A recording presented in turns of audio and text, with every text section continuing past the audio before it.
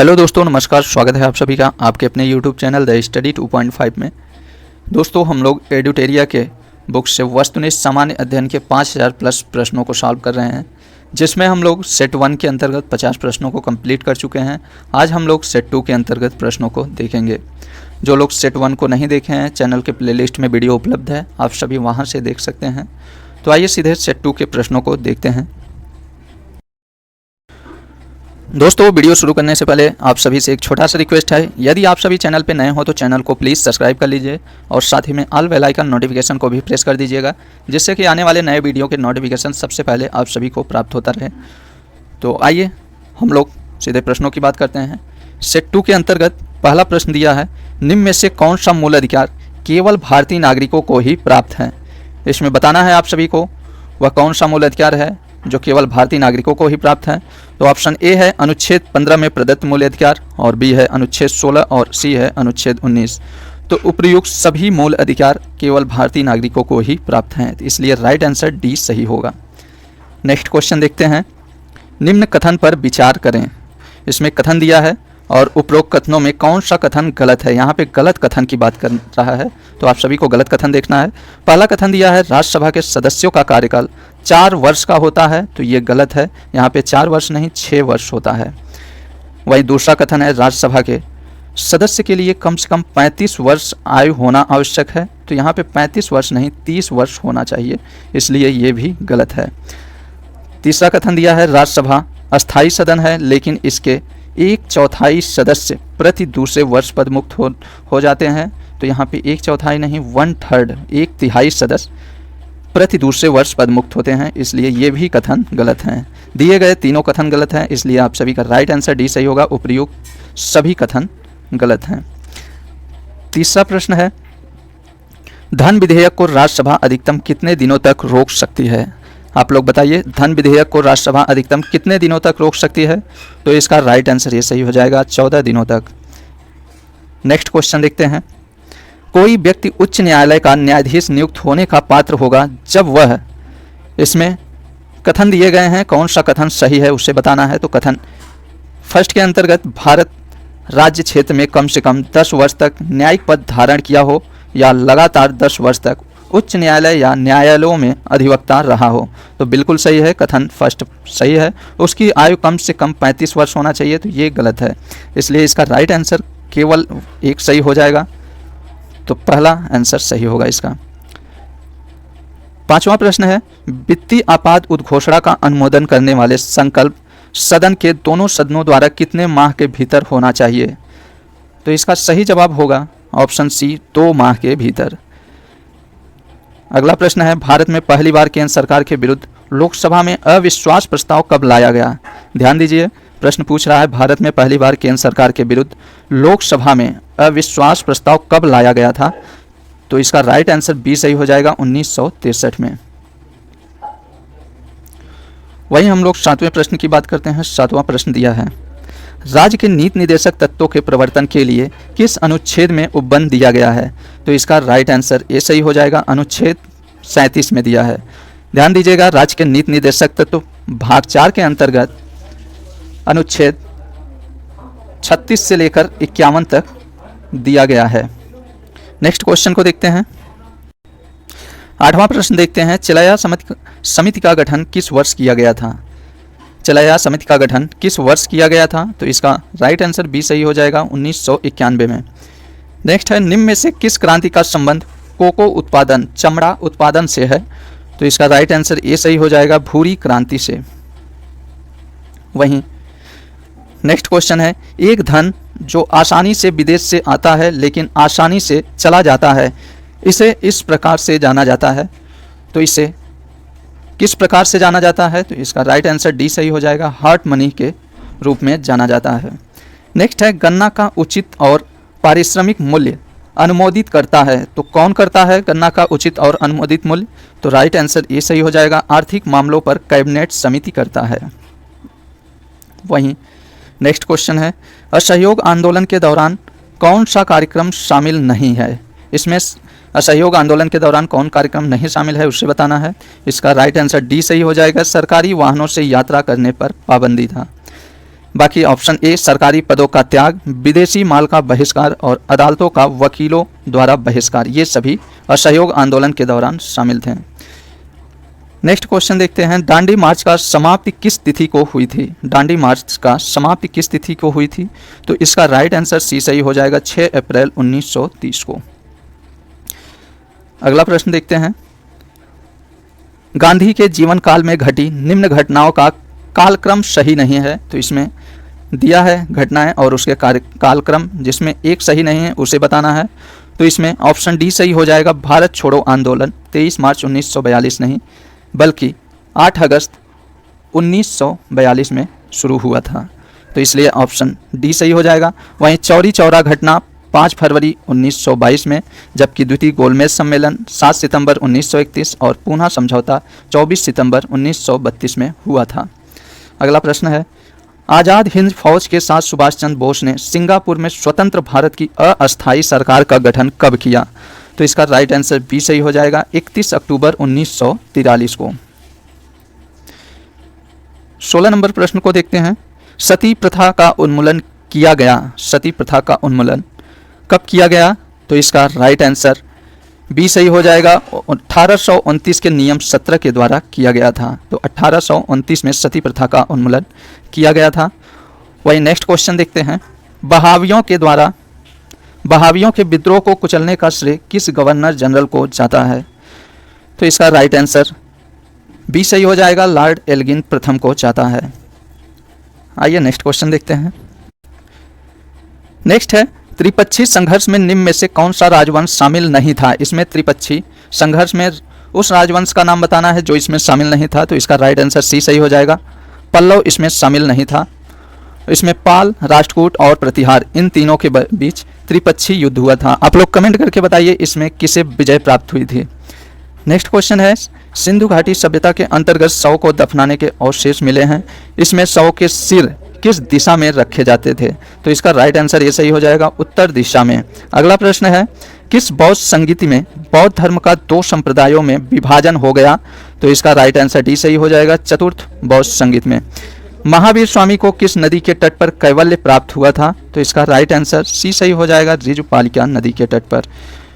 वहीं 22 नंबर प्रश्न पूछ रहा है, आजीवक संप्रदाय के संस्थापक निम्न में से कौन है? तो आजीवक संप्रदाय के संस्थापक मखली पुत्र हैं।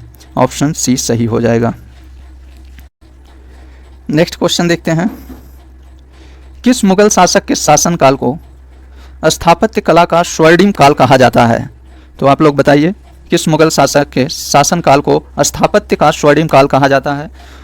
तो शाहजहां के काल को कहा जाता है। इसका राइट आंसर सी सही हो जाएगा। नेक्स्ट है, मुगल काल में मुहतसिब कौन थे? तो मुगल काल में मुहतसिब कौन था?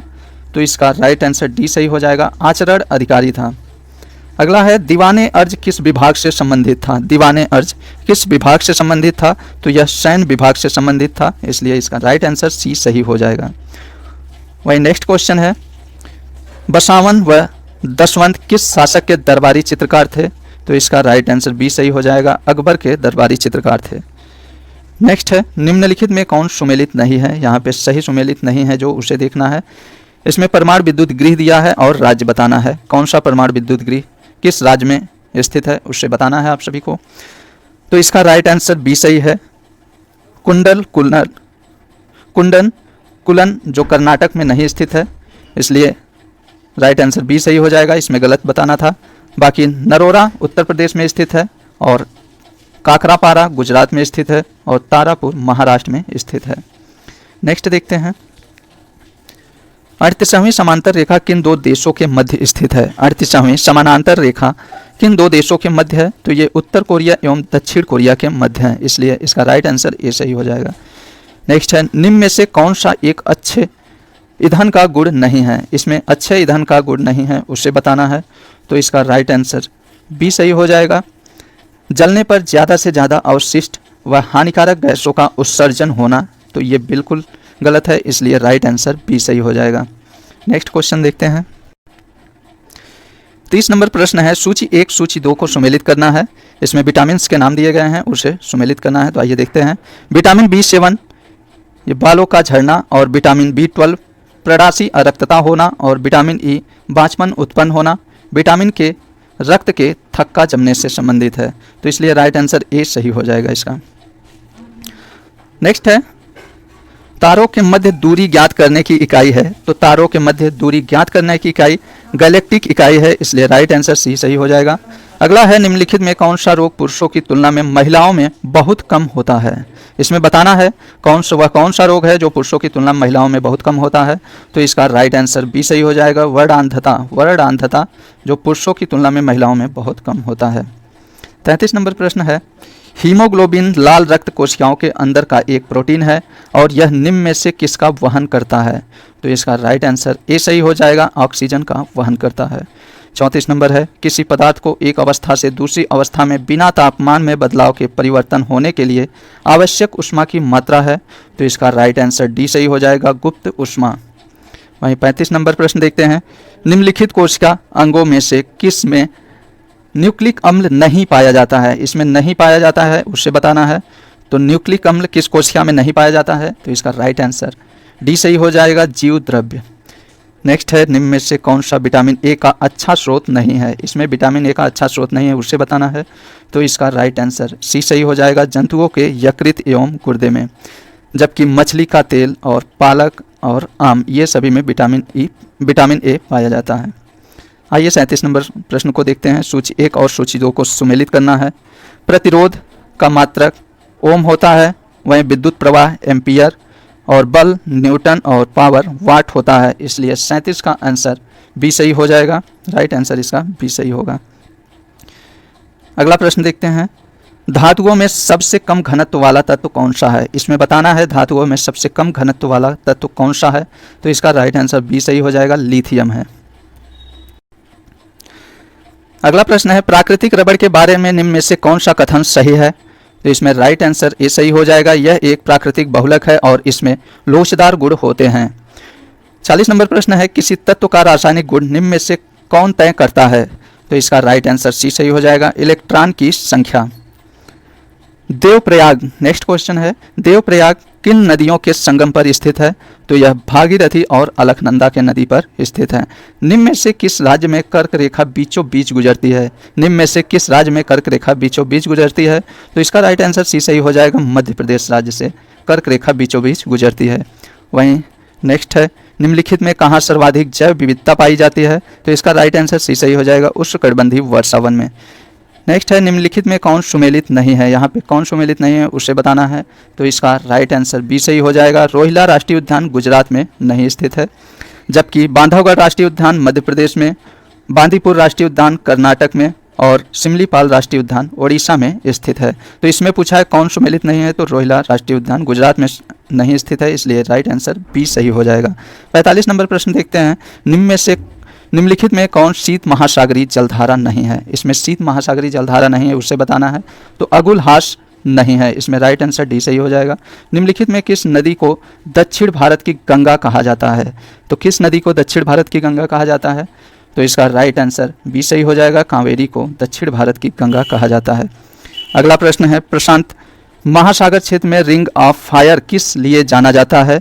तो यह भूकंप ज्वालामुखी इन दोनों के लिए रिंग ऑफ फायर जाना जाता है, इसलिए राइट आंसर बी सही हो जाएगा। 1 और 2 दोनों सही है। नेक्स्ट प्रश्न है निम्नलिखित में से कौन सुमेलित नहीं है उससे बताना है। तो दिया है इसमें टकला मकान चीन में स्थित है, बिल्कुल सही है। थार मरुस्थल ये भारत में स्थित है, ये भी सही है। अटाकामा चिली में स्थित है, ये भी सही है। गिब्सन अफ्रीका में स्थित है, तो ये गलत है, इसलिए राइट आंसर डी सही हो जाएगा। अगला देखते हैं प्रतिरोधात्मक या घर्षणात्मक बेरोजगारी होती है। तो प्रतिरोधात्मक या घर्षणात्मक बेरोजगारी कौन सी होती है। तो इसका राइट आंसर सी सही हो जाएगा। व्यवसाय या रोजगार परिवर्तन की प्रक्रिया के दौरान श्रमिक या व्यक्ति का कुछ समय के लिए बेरोजगार होना, उसे प्रतिरोधात्मक या घर्षणात्मक बेरोजगारी कहते हैं। 50 नंबर प्रश्न देखते हैं न्यूनतम समर्थन मूल्य के बारे में निम्नलिखित कथनों पर विचार करें। यहाँ पे एमएसपी के बारे में बताना है कि कौन सा सही है, इस उत्तर को चुनना है।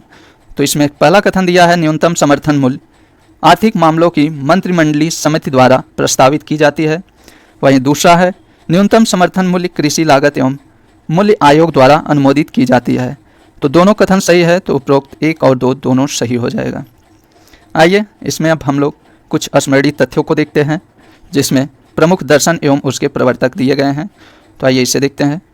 तो योग दर्शन के प्रवर्तक पतंजलि थे, वहीं न्याय दर्शन के प्रवर्तक गौतम थे, और सांख्य दर्शन के प्रवर्तक कपिल थे, चारवाक दर्शन के प्रवर्तक चारवाक थे, वैशेषिक दर्शन के प्रवर्तक कणाद थे, और पूर्व मीमांसा दर्शन के प्रवर्तक जैमिनी थे। वहीं उत्तरी मीमांसा के प्रवर्तक बादरायण थे। तो ध्यान दीजिएगा, उत्तरी मीमांसा के प्रवर्तक बादरायण थे। आइए अब विभिन्न संप्रदाय एवं उसके संस्थापक को देखते हैं।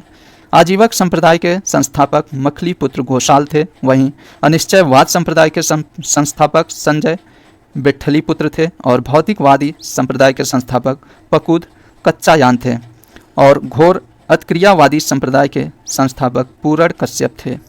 तो दोस्तों सेट 2 के अंतर्गत हम लोगों ने सभी प्रश्नों को कंप्लीट कर लिए हैं। आइए अब सेट 3 को देखते हैं।